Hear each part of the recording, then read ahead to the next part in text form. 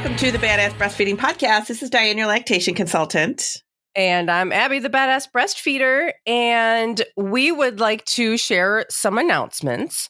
Like, we're on Patreon, and we would love for you to join us on Patreon. Check the top link under the show notes, wherever you're listening from.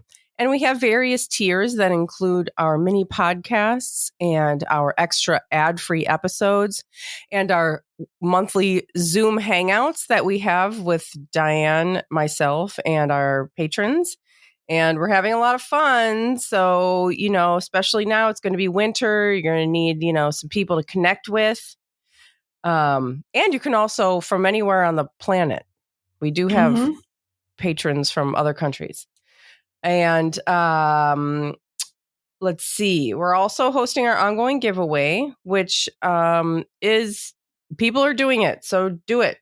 You can write a written review or you can leave stars. Whatever your app allows, you can just take a screenshot of that, send it to badassbreastfeedingpodcast@gmail.com along with your address, and we'll send you a little goodie bag of podcast stickers and thank you for nursing in public cards.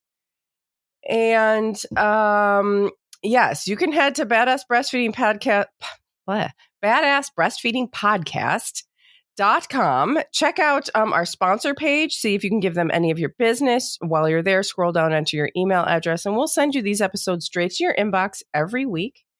And we also do have our merch page over there that you can check out because the holidays are coming. So you can put that stuff on your wish list. And let's see. Yeah, Dianne has our review of the week. Yes, I do. And it says, I wish I found this podcast sooner. I am 12 months into breastfeeding my twin boys and starting to wean them. The episodes are so helpful to get true information rather than trying to Google things.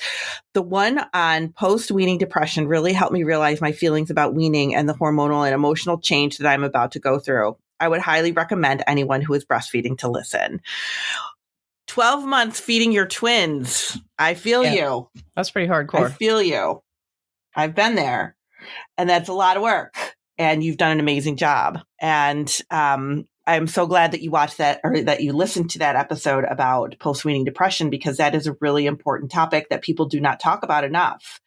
We just don't talk about that. And that is something that's a real thing. And it is important that you realize that when you are weaning, you might feel some of that depressive feelings because of those hormonal changes. And if you haven't listened to that episode yet, definitely check it out. It is really important, and I'm glad you found it. And I'm glad you found us. Yeah. Thank you. I forgot once again that about some messages that I've gotten that I want to read. Yeah, Abby always has some cool messages. I never get good messages. People message me. Stop sending Dianne shitty messages and send her good messages. Just kidding. Okay, so this one came, I think this one came as a comment under one of the podcasts. Some apps allow you to leave comments underneath. I think that's what this one is. It says, so we just had a kid, and this is a bit TMI, and I'm not sure if this belongs here, but I can't stop laughing at it. Our son was born early, so he's in the NICU, getting stronger and bigger. My wife has to use a pump for her breast milk to feed him while he's in there. And when she does it at home, she watches Netflix on our PS4. I have the original PlayStation startup sound for it to play upon power up. Today we discovered that because of her routine, instead of the sound of the baby crying, she starts to lactate at the original PlayStation startup noise. We tested it a few times. I even played it on my phone, and she started leaking. This is hilarious to me, and she's a little miffed. Oh my gosh, that is hilarious. That is so, I know, I love that. It was so funny. Let's see. Maybe that's all for now. Let's see. I see. See, I forgot about them too, so I forgot to vet them before the episode started. So maybe we can I'll pick up again next week and with a message, and we'll get to our cavities episode. Yes, and we are doing this because actually a message came up recently, and we read it on a podcast episode, I think a couple of weeks ago. Mm-hmm. And we were also talking about this. I want to say we were talking about it maybe at like Babies and Bumps or something. I don't Yeah. I don't remember. We were talking about it somewhere. It comes up so much. It does come up a lot. And we've done episodes on it before, but we figured we would do another one because it's been a little while. Yeah. So we wanted to talk about it again because it is something that comes up. And I was looking for recent research about it, and I was, it is kind of, I did find some research on it. It is kind of almost, I don't want to say comical because it's kind of crazy, but it does say that it is breastfeeding will actually, some of the things that I found did say that breastfeeding will actually keep your baby from getting cavities because of the antibodies in the milk and the lactoferrin. You have lactoferrin in your milk, which is a protein, and it kills a bacteria that causes tooth decay. So that is a really important piece of, breastfeeding. That plus, if you're breastfeeding, the baby's getting less bottles, and bottles can lead to those, those cavities. If babies have bottles like to go to bed with and all of that stuff. So you are getting less, you have a less risk of cavities when you are breastfeeding. So some of the research that I found showed that like babies, because it's very inconclusive, right? Like they've done all this research on it, but it's very inconclusive of whether or not it actually causes cavities. And they're saying that if you breastfeed, the longer you breastfeed, babies that had more breastfeeding had less cavities than babies who didn't. Okay. But that if you breastfeed for longer than some said a year, if you breastfeed longer than a year, some said longer than 2 years, then there's a higher risk of cavities. But I want to know is how are they separating the breastfeeding from regular food? Well, yeah, that's why there's an increase in cavities, right? Because you're introducing solid food. Right. Which sits on the teeth and causes bacteria, and you're not usually brushing your 2-year-old's teeth. I mean, bless you if you are, but many people are not. Right. Yeah. So how are they separating that out? How would they separate that? Yeah, I don't know. How are we blaming that on just breastfeeding? Like that's not fair. That's not fair. It's not fair. No, I don't know. Yeah, I don't know. And you were talking about like the bottle versus breastfeeding. The reason why bottles increase your risk of cavities is because the liquid pools in their mouth. Mm-hmm. Is that right? Like when you're breastfeeding, they pull. You'd be shocked to find about how far back the baby is pulling your nipple into the back of their mouth, and it goes right down their throat. With a bottle, it just kind of pools in the mouth and it sits there. Right. Which is going to increase the risk of cavities because something is sitting on the teeth. Because that is part of getting cavities. The other part is genetics. Mm-hmm. And a lot of people would suggest that that's even stronger. Like with my husband. He is not, he's like, we brush our teeth in this house. We brush our teeth like once a day, whatever. Whatever. Just like, we're not like overly, I'm not strict about it. I'm like, brush your teeth once a day, floss, it's whatever. He never has cavities. He's never had a cavity in his entire life. He doesn't have anything in his mouth. Like the dentists are always like, oh yeah, no, everything's fine. Meanwhile, I do the same thing. I have cavities all the time. I have since I was a kid. It's just, that's how it is. We don't exactly know why. One of the dentists told Josh that it was because there's some kind of enzyme that people have higher or lower amounts of, and then he just has like high amounts of this enzyme that really protects the mouth or something like that. Oh, interesting. Right. So that's not something you can control. And he just doesn't have any cavities. And it's not because of anything else, because we all do the same thing in this house. Yeah. So there is that there is an element to this, a really strong element of like something that you can't control. Mm-hmm. Yeah. And I see that actually with in our house too, because I'm the one that I have only had 2 cavities my whole life, and they've been in the last couple of years. And in fact, one cavity was just a couple weeks ago. Mm-hmm. And I was like, I get traumatized by it because I'd never had one my entire life. And then all of a sudden, when I'm this big adult in my part of my midlife crisis, having his cavities. But Tom kind of laughs at me because he's like, I have cavities in all my teeth.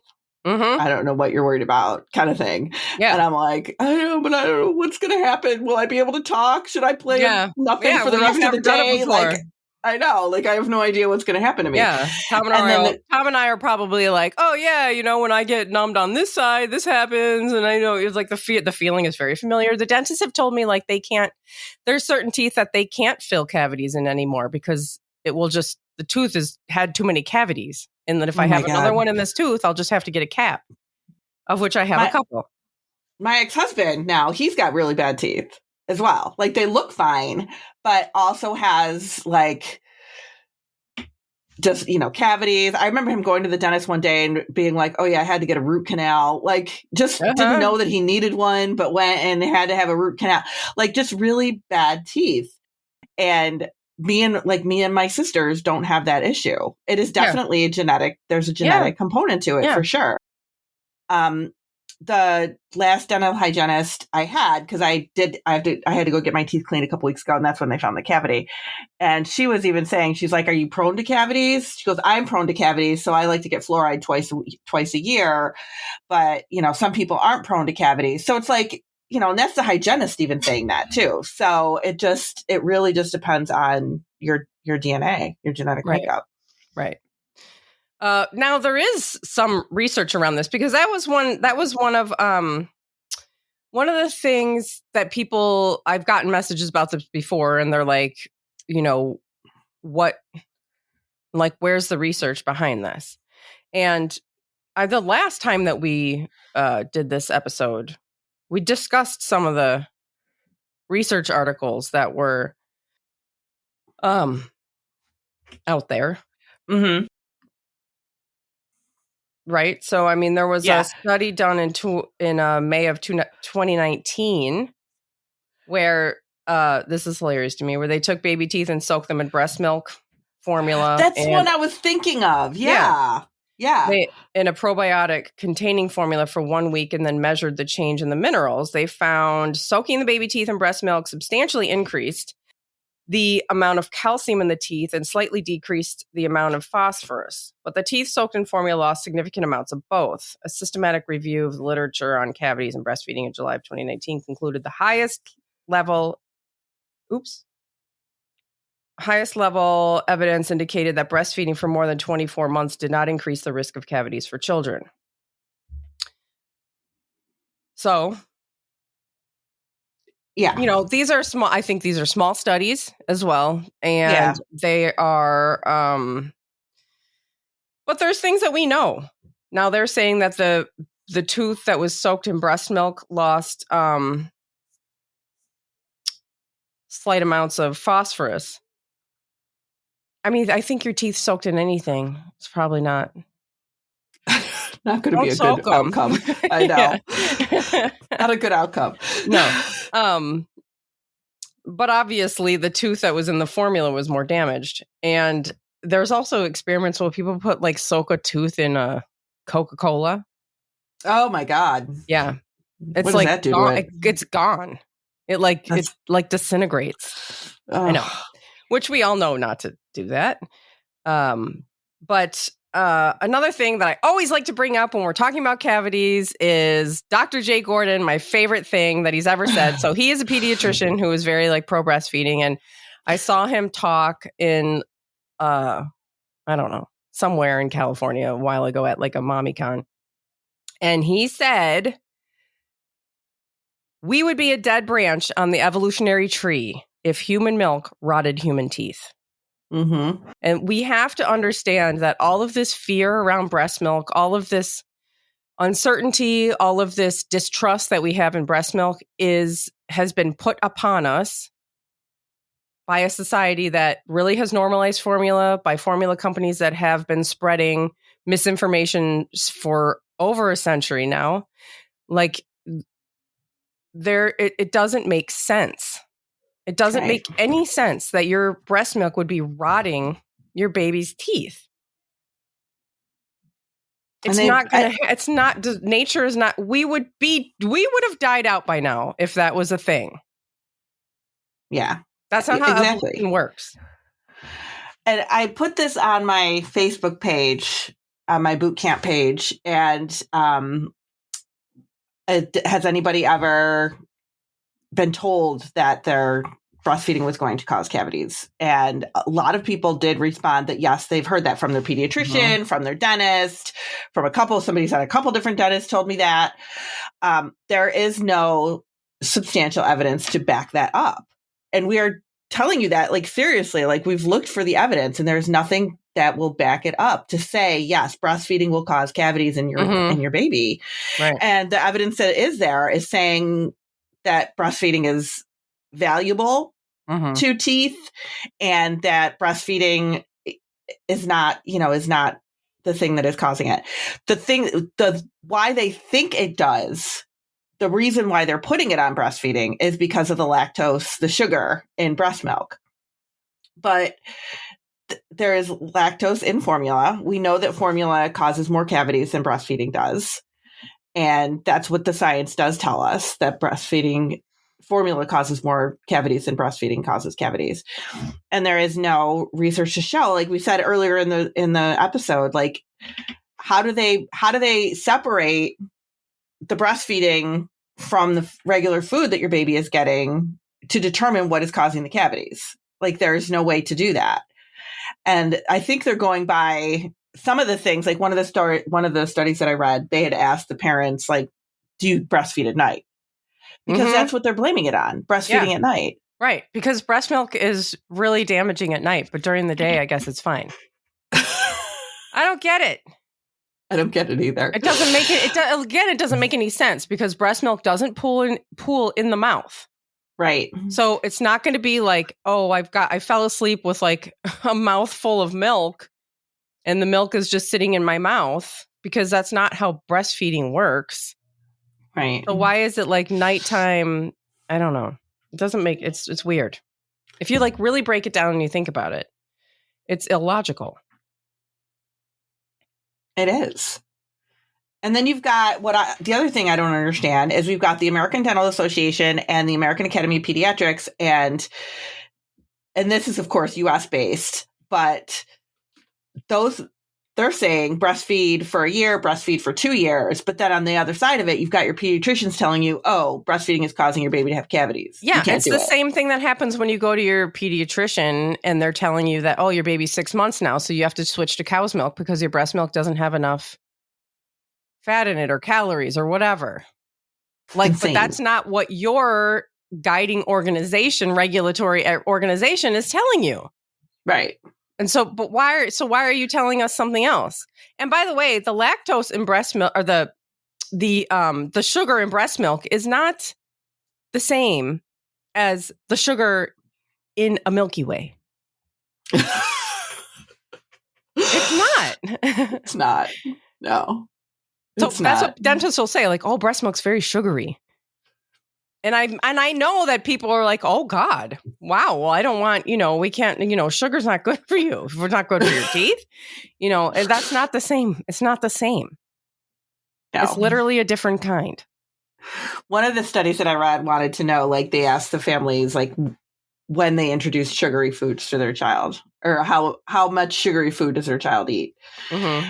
And I don't know. I mean, I didn't really think about it too much with my kids. I mean, I probably should have.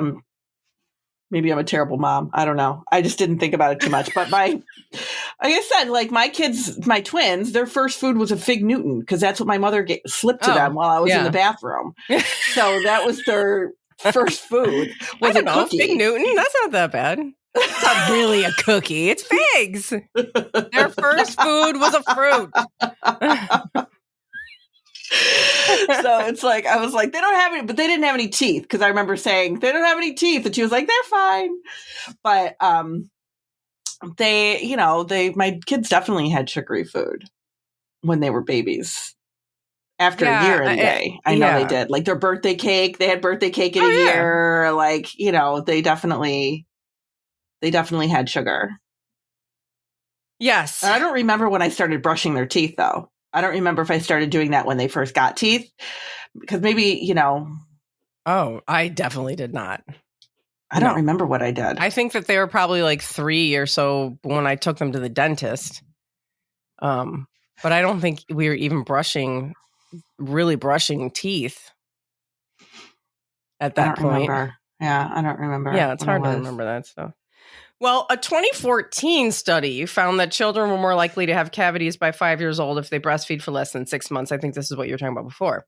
Than if they breastfeed for at least 6 months. The current theory is that the rich microbiome of human milk helps to establish oral and intestinal floras, and this may provide protection against the development of cavities. See? Yeah. I mean, we are... So if we're going to do a whole bunch of studies, we're going to find that people that are breastfeeding are having cavities, and because that's a thing. And besides our besides our genetic makeup and our whatever family history of cavities is, we also are eating different than humans have in the past. We have more processed foods. We have more, less kind of nutrient dense foods especially in America, which is leading to, a change in our teeth. And no matter what we find, what you're not going to find is that it's better to not breastfeed. Right. That it's going to, that when we weigh the risks and the benefits and all of that, we're always going to come back to breastfeeding is still beneficial. Breastfeeding through the night is still beneficial, more beneficial than any other choice that you're going to make. Mm-hmm.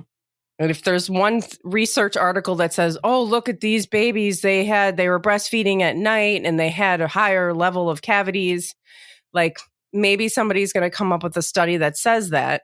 And then people are going to be like, oh, well, maybe I shouldn't be breastfeeding through the night. Maybe I shouldn't be, doing this. Maybe I should switch to this. And that's never true. Right. It's never true. No matter what your dentist says, it's not true.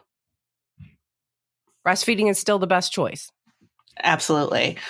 One of the studies that I saw, and I'm reading this entire study, right? Reading through the whole thing. And it was a longitudinal study on the impact of breastfeeding with or without formula milk on cavities. And then they say, all the way through the study, then they're like, regarding breastfeeding, none of the children were exclusively breastfed for at least 6 months. Well, then how are we doing a study on whether or not the breastfeeding caused cavity?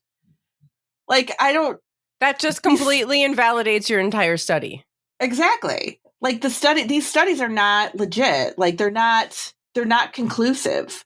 So if anybody's telling you, oh, the research shows us, no, the research does not show us. If you read the whole study, if you look at where these studies are coming from, they're not conclusive. And every study that I looked at even said there has not been a conclusive study to show that breastfeeding causes cavities.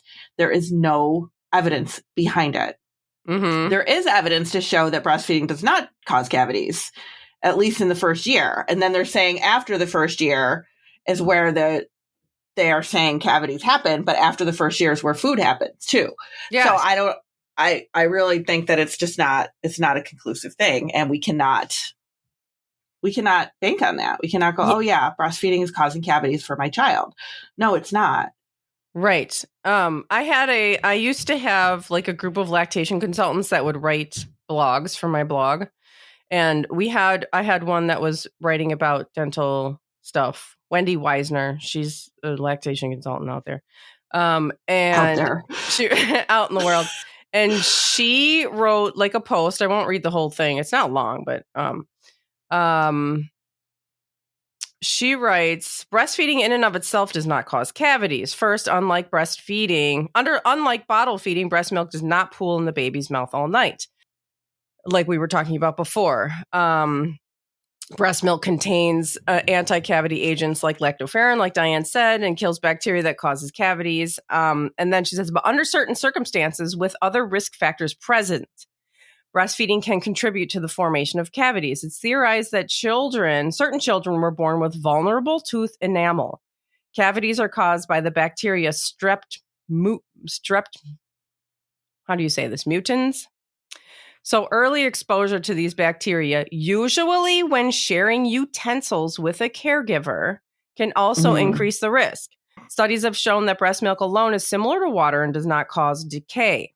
However, when mixed with solid food, breast milk can become cavity causing.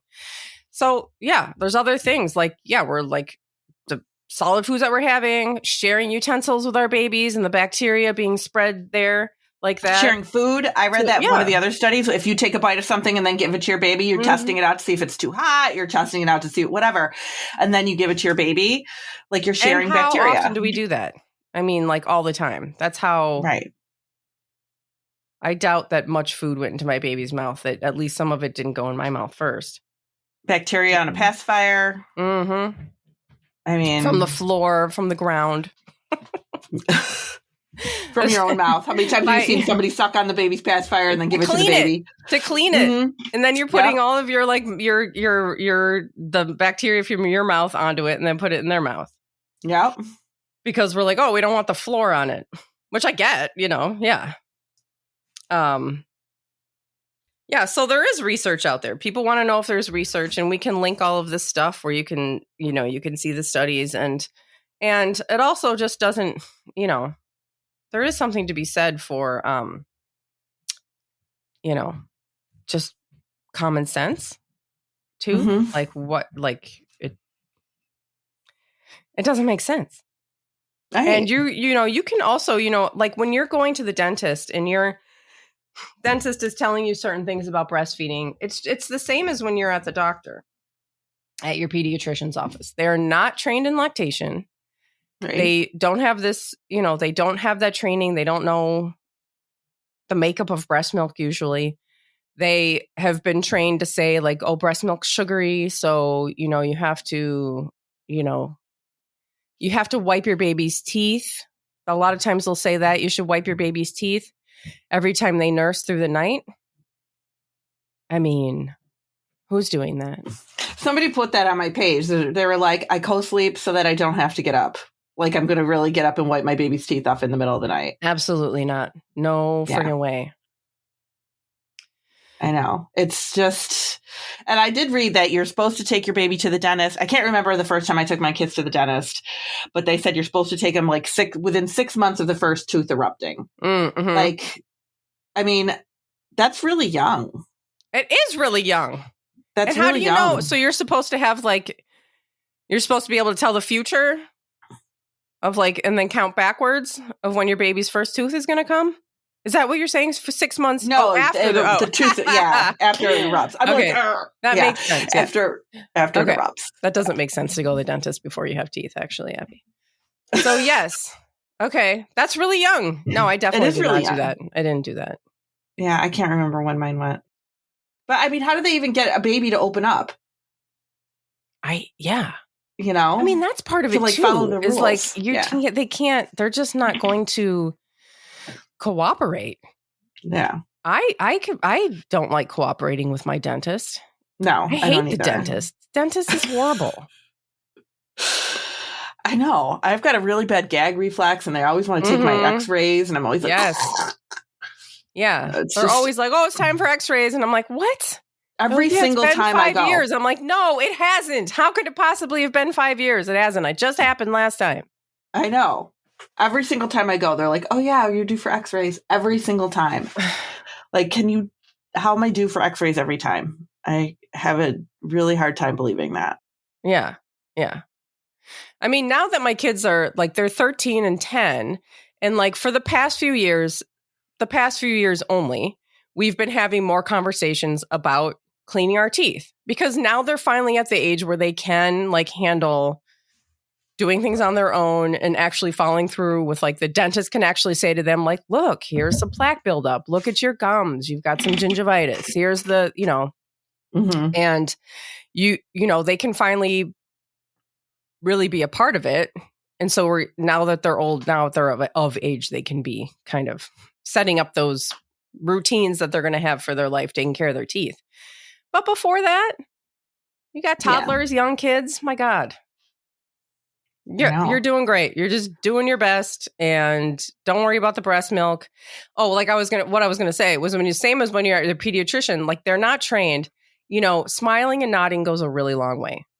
Mm-hmm. Just, okay. Mm-hmm, that's great. And you know that what you're doing is fine and good, and let it go. Absolutely. Yeah. Because they're not in charge of you. They're not in charge of you. They're not making decisions for you. Mm-mm. No. So, yeah. Just know that you know the information. You've got the info. And that's really all that matters. Yeah.